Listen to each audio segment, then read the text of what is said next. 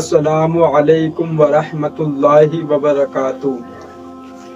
اللہم صلی علی محمد وعلی آل محمد کما صلیت علی ابراہیم وعلی آل ابراہیم انک حمید مجید۔ اللہم بارک علی محمد وعلی آل محمد کما بارکت علی ابراہیم وعلی آل ابراہیم انک حمید مجید۔ آپ سبھی مسلمان بھائیوں کو 8واں رمضان بہت بہت مبارک، اور میں اللہ تبارک و تعالیٰ سے دعا کرتا ہوں کہ اللہ تعالیٰ ہم سبھی کو ایسے ہی روزے رکھنے کی توفیق عطا فرمائے، اور جو روزہ رکھ رہے ہیں اللہ تعالیٰ ان کو صحت دے، ان کو ہمت دے، ان کو طاقت دے، ان کو حوصلہ دے روزہ رکھنے کا۔ لیکن جب رمضان چالو ہوتے ہیں تو بہت سے مسئلہ، بہت سے مسائل لوگوں کے دماغ میں آنا شروع ہو جاتے ہیں، بھلے وہ پورے سال میں ان کے دماغ میں نہ آئے ہوں، لیکن جب رمضان کا مہینہ آتا ہے تو وہ لوگ بھول جاتے ہیں اور پھر پوچھنا شروع کر دیتے ہیں۔ اسی کے لیے لوگ ویڈیو بنا بنا کے یوٹیوب پہ ڈالتے ہیں کہ جو مسلمان بھائی یہ بات نہیں جانتے ہیں ان کو بھی اس کے بارے میں علم ہو جائے۔ اب بہت سے لوگ کہتے ہیں کہ اگر سحری میں آنکھ نہ کھلے تو روزہ کیسے رکھیں؟ بہت سے لوگ کہتے ہیں کہ نہیں، بغیر سحری کے روزہ نہیں ہوتا ہے۔ تو ان سے میں گزارش کرنا چاہتا ہوں کہ میرے بھائی ایسا بالکل بھی نہیں ہے، بغیر سحری کے بھی روزہ ہو جاتا ہے۔ سحری میں آنکھ نہ کھلے تو روزہ کیسے رکھیں؟ اگر سحری میں آنکھ نہ کھلے تو کیسے روزہ رکھیں؟ رات میں سونے سے پہلے یہ نیت کر کے سوئے تھے کہ صبح کا روزہ رکھیں، اور سحری میں اگر آنکھ نہ کھلی تو آپ کچھ نہ کھائیں پیئیں، ایسے ہی روزہ رکھ لو، ایسے ہی روزہ رکھ لو، ہو جائے گا۔ اور آپ کو یہ لگے کہ کچھ کھایا نہیں ہے تو ذرا بھی نہ گھبرائیں، ہمت دینے والا اللہ تعالیٰ ہے۔ اس ویڈیو کو زیادہ سے زیادہ اپنے دوستوں کے پاس شیئر کریں۔ ایک تو یہ مسئلہ ہو گیا۔ دوسرا مسئلہ کیا ہوتا ہے کہ بھول کر کھانے کا۔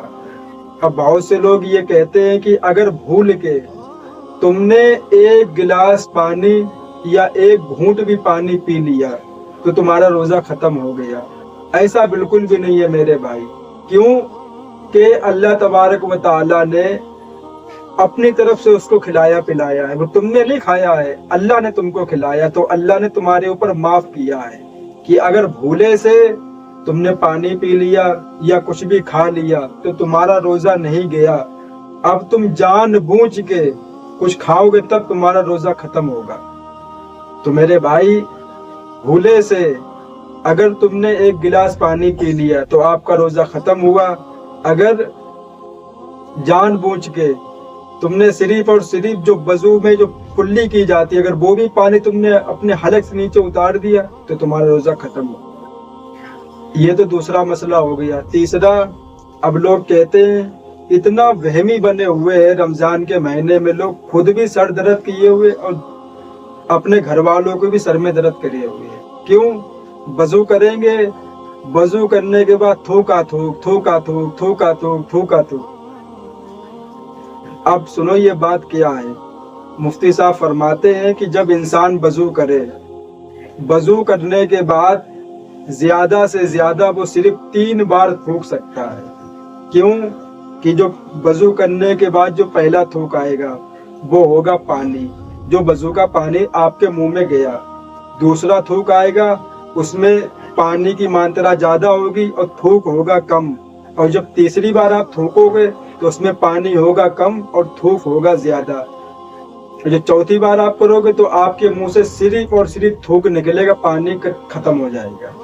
اب بہت سے لوگ وضو کرنے کے بعد تھوکا تھوک، کیا بات ہے؟ یہ بالکل ٹھیک نہیں ہے۔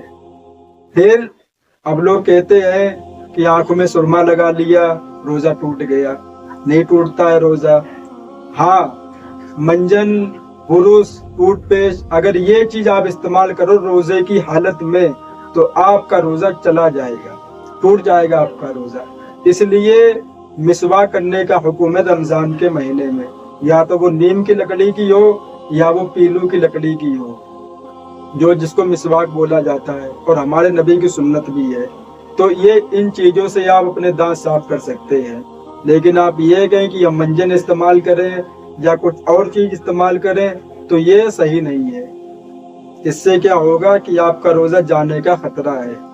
پھر دوسرا مسئلہ کہ خوشبو لگانے سے روزہ ٹوٹ جاتا ہے۔ نہیں ٹوٹتا ہے روزہ میرے بھائی خوشبو لگانے سے۔ کیوں؟ ہمارے نبی نے خود فرمایا کہ مسلمان خوشبو لگا کے رہیں، اچھے کپڑے پہن کے رہیں، اگر لوگ کوئی ان کے پاس آئے تو انہیں خوشبو محسوس ہو، وہ اس کے پاس بیٹھے اس سے باتیں کرے، ایسا نہ ہو کہ اس کے پاس بدبو آئے۔ تو یہ تو ہمارے نبی کا حکم بھی ہے، اور خوشبو لگانے سے کوئی روزہ نہیں ٹوٹتا ہے۔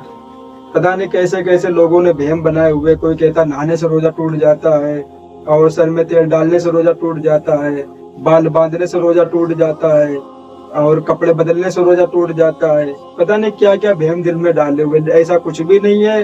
جو مسئلہ قرآن حدیث میں ہے انہی سے روزہ ٹوٹتا ہے، اور جو چیزوں سے منع کیا ان سے روزہ نہیں ٹوٹتا ہے۔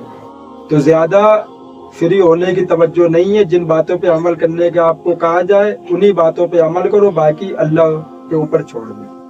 اللہ تعالیٰ ان باتوں پہ ہم سب کو عمل کی توفیق عطا فرمائے۔ وآخر الدعوانا والحمد للہ رب العالمین۔